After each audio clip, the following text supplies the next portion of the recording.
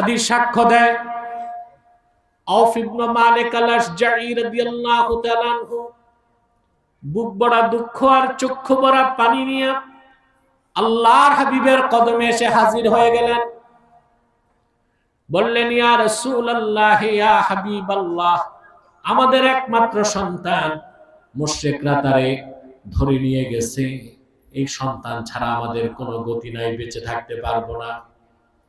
আল্লাহর হাবিব সাহাবীকে বললেন, ইত্তাকিল্লাহ ওয়াসবির,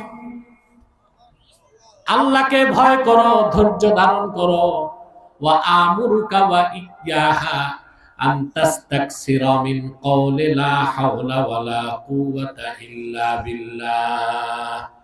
আল্লাহকে ভয় করো আর ধৈর্য ধরো। আর আমি তোমাকে ও তোমার স্ত্রীকে আদেশ করছি, সন্তান হারানোর বিপদ থেকে বাঁচার জন্য বেশি বেশি পড়ো লা হাওলা ওয়ালা কুওয়াতা ইল্লা বিল্লাহিল আলিয়্যিল আযীম। আহা, উম্মতে মুহাম্মাদীকে কত বড় নেয়ামত আল্লাহ দিবেন।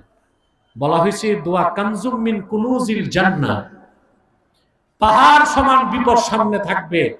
আল্লাহকে ভয় করে আপনি যদি এই দোয়াটা পড়েন, বিপদ পাহাড় সমান, বিপদ পানির মতো গলে যাবে। বিপদে আমল করবেন, কথা বলে না।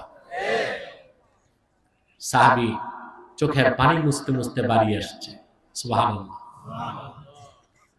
সাহাবীর স্ত্রী জিজ্ঞেস করছেন, আল্লাহর হাবিব সাল্লাল্লাহু আলাইহি সাল্লাম কি নির্দেশ করছেন, আমাদের কি সমাধান দিলেন?